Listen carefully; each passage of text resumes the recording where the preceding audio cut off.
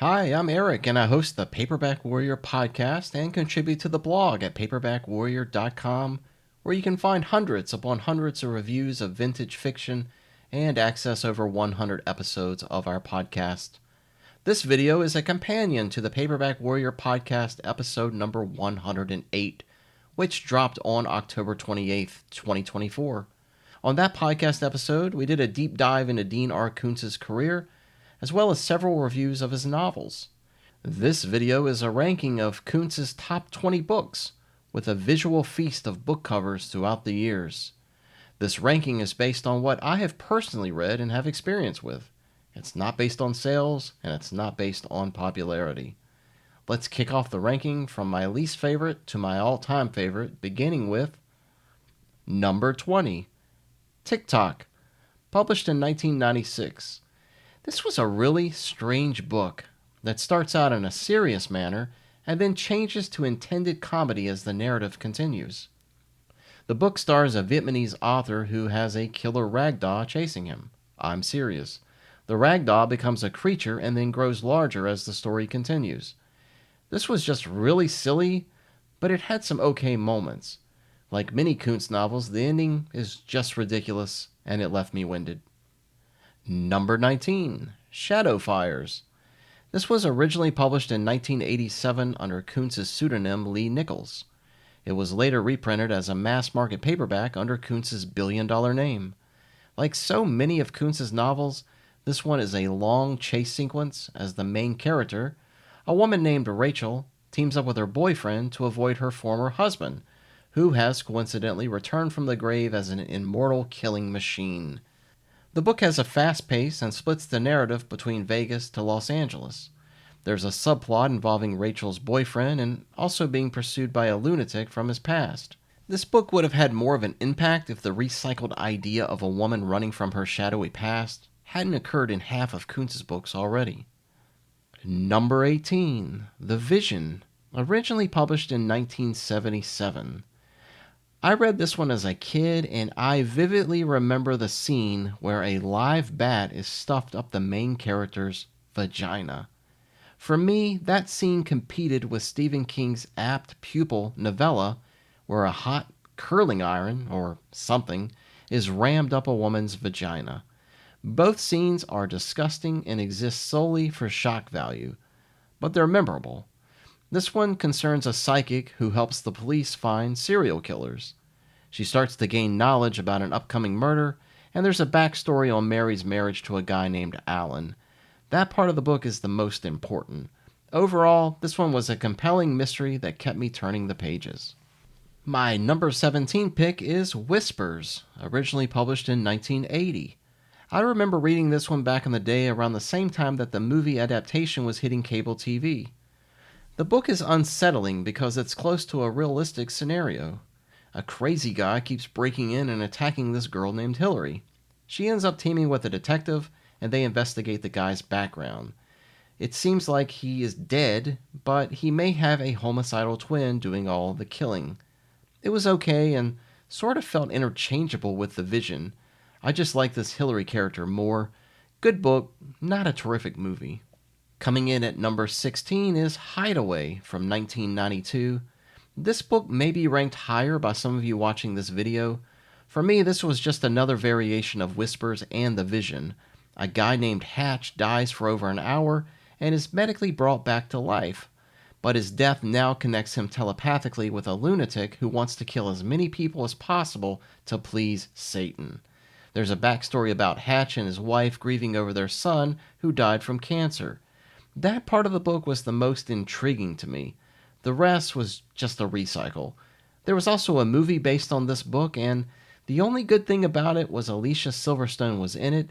She was my teenage crush, so there's that. The Mask is my number 15 pick. This was originally published in 1981 with Koontz using the pseudonym Owen West. It was later reprinted to capitalize on Koontz's fame.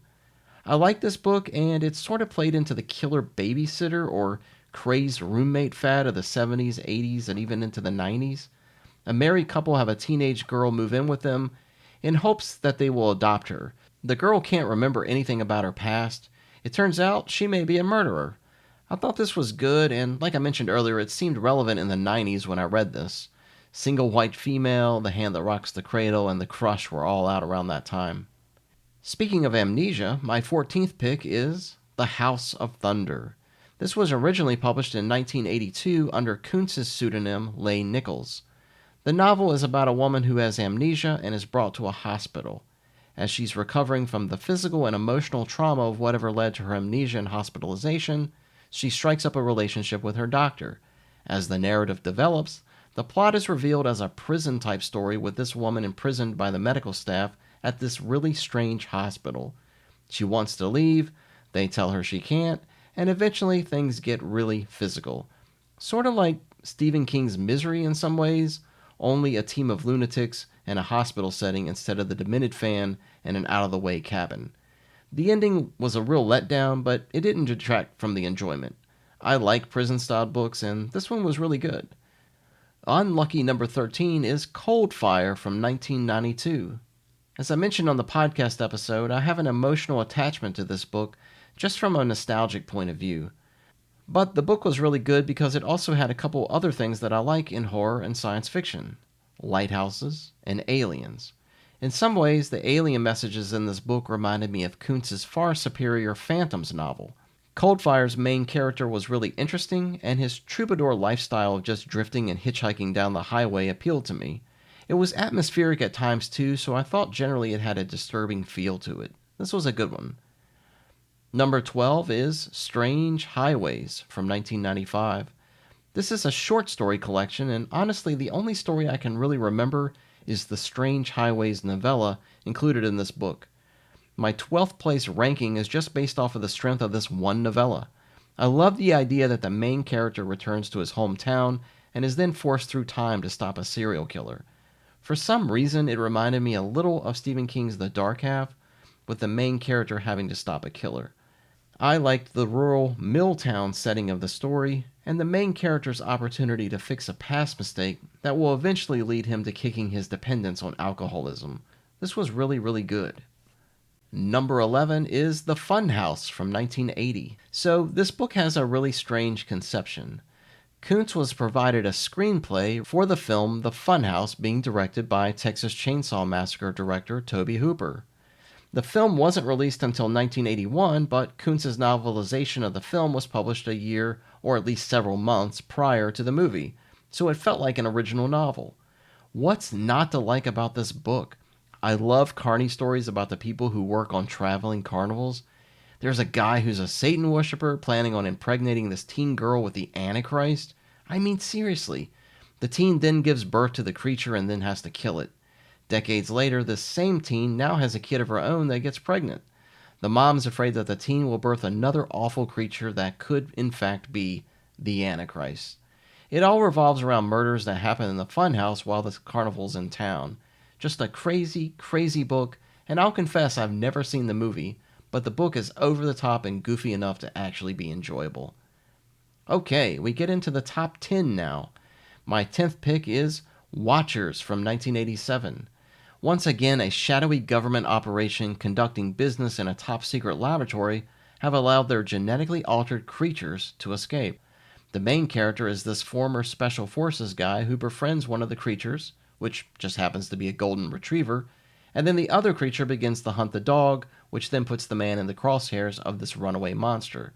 Of course, there are government operatives hunting the monsters as well, because it's a Dean R. Koontz book. This book was pretty good, and I like the chemistry between the main character and the woman he meets. They make a pretty good pair. This book was made into a movie starring the Beastmaster Mark Singer. Number 9 is The Servants of Twilight.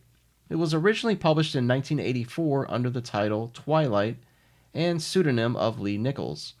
Again, once the Koontz name became a household wallpaper, the book was reprinted with the star's name on it under the title The Servants of Twilight. This one had a sense of realism to it as well. It has a crazed religious cult targeting a young boy named Joey, who they think is the Antichrist. His single mom, Christine, hires a private detective, and the three of them, plus a dog obviously, has to flee across the country trying to avoid the long arms of this lunatic cult. This book is like a parent's worst nightmare. so it makes it an even bigger impact now that I'm older with kids of my own. I enjoyed the fast pace and the overall tension as the cult gets closer and closer. This was also adapted into a television film in 1991. My number 8 pick is The Face of Fear. Now, this one's interesting. It was originally published under Koontz's pseudonym of Brian Coffey in 1977. Essentially, it's about a man named Graham and his girlfriend Connie trapped in a skyscraper with a killer nicknamed the Butcher. The idea of being locked in a skyscraper, or at least a very large building, with killers trying to find you may sound familiar, right? If it doesn't, think of Die Hard. Now, Die Hard was based on a book titled Nothing Lasts Forever, which featured a retired detective named Joe Leyland attempting to save his daughter from terrorists that have invaded her office inside of a skyscraper on Christmas Eve. See some similarities? I know it's a stretch, but I did enjoy The Face of Fear, and I loved all the cat and mouse stuff as the couple ran around the skyscraper trying to avoid this sadistic killer. They also play Elevator Gauntlet, trying to avoid the psycho. This was also adapted into a made-for-TV film in 1990. The Voice of the Night is number 7. This was published in 1980 and authored under the pseudonym Brian Coffey. Do you remember that crazy movie where Macaulay Culkin, the Home Alone kid, plays a psycho and he does awful things to a character played by Elijah Wood? That's really the idea here. A kid named Colin moves to a small town in California and he befriends another kid named Roy. Everything starts out okay and it seems like it's going to be a really healthy relationship. That's until Roy starts doing nut job stuff like confessing to killing 2 boys in school. Roy also has fantasies about creating car accidents and kidnapping girls so the 2 of them can rape them. This kid is wacko crazy, and of course it all dates back to when he was beaten up as a child. As sort of this weirdo coming-of-age tale, the book works, but seriously, Roy is one creepy kid, and I never quite found another child killer book or a movie that compares to old Roy. Number 6 is Shattered, originally published in 1973 under the Koontz pseudonym K.R. Dwyer. It was also reprinted in the 1980s with the Koontz name attached to it. This is sort of a take on those road rage horror type movies like Joyride, Duel, Road Games, and so forth. A guy named Alex marries Courtney, and together with her young brother, they travel from Philadelphia to San Francisco. But along the way, they begin being stalked by a psychopath driving a van. This is one long chase, and the narrative is pretty tight and convincing. I like the relationship between the 2, and it was almost like they were parents to Courtney's brother because he's really young. I think he's like 9 or 10 years old. Of course, the suspense is finding out who the driver is. I have Winter Moon as number 5, and people are going to riot in the streets. This book originally began as the novel Invasion, and it was published in 1975 under the pseudonym Aaron Wolfe. Koontz liked the book but wanted to modify it for modern readers, kind of like what Jack Higgins did with some of his early works. In this novel, a guy named Jack and his wife and kid inherit a large ranch in rural Montana. Some sort of telepathic and physical force, maybe aliens, invades their minds and cuts off all communication during a heavy blizzard. The force then becomes a creature, and the family must fight for their lives. This book was great, and I love the panic of being trapped in a snowstorm with this invading malevolent force. This was just so good. I have no way of comparing Winter Moon to Invasion because I haven't read the Invasion book. I assume the 2 are pretty similar. Now we get into the really, really good stuff. I have number 4 as Midnight, originally published in 1989. The book takes place in Midnight Cove, a small town in Northern California. An FBI agent named Sam arrives in town to investigate mysterious murders. Another woman arrives in town to determine the cause of death of her sister. So Sam and this woman, her name is Tessa by the way, team up with an 11-year-old girl who swears she saw her parents turn into ravenous monsters. Midnight sort of works like a werewolf novel, but the town's citizens aren't turning into wolves. More like just ravenous people that rip and tear their victims to shreds. Maybe like 28 Days Later. Of course, it ties into a shadowy laboratory doing experiments on humans with a supercomputer. I really like the confined space the story works in, and the trio of main characters expands to include some other notable characters that are trying to take their town back from the mutated residents. Again, it works sort of like a werewolf horror story, and I really, really enjoyed it. Very violent, very gory, very good. Number 3 is the time travel novel Lightning, published in 1988.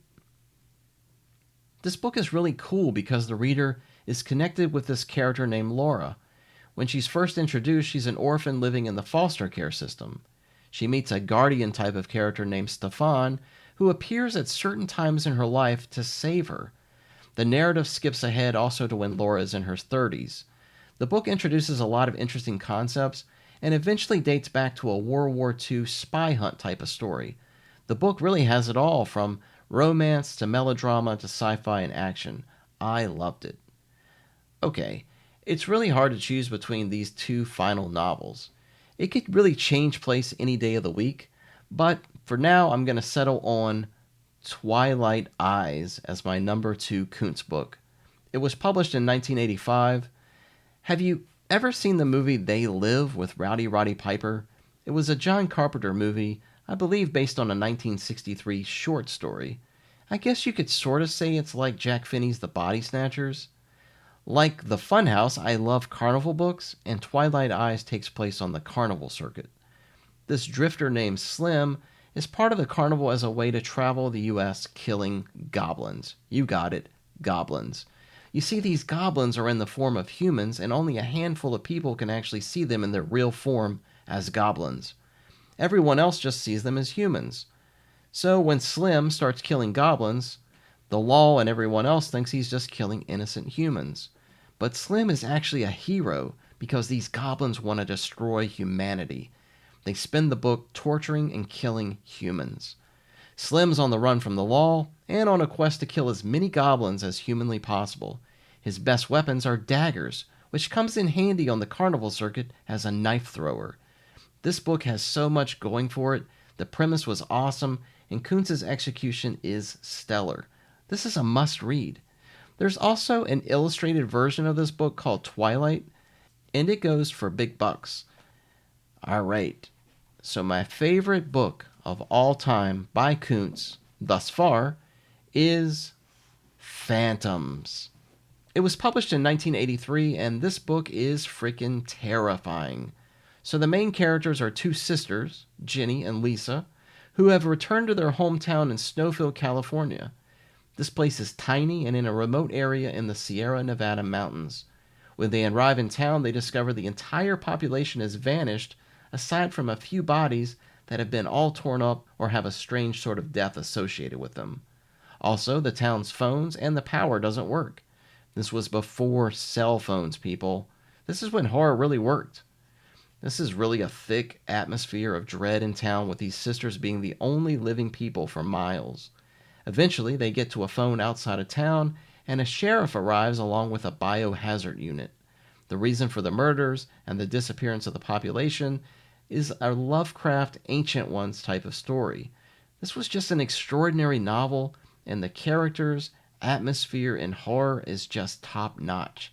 At times, I was questioning whether the characters were interacting with Satan, aliens, or just some sort of alternate reality. This is the one to read if you want to experience the best of Koontz. My disclaimer is that I have not read Darkfall, which I want to. I have not read Night Chills, and I haven't read Strangers. All three of those are supposed to be very good Koontz 80s novels, but I have not read them. They're on my to-be-read pile, at least for the last 2 decades. Hopefully I'll get to them soon. And look for more spooky stuff all of this month as we celebrate Halloween month. Take care and enjoy whatever it is you're doing.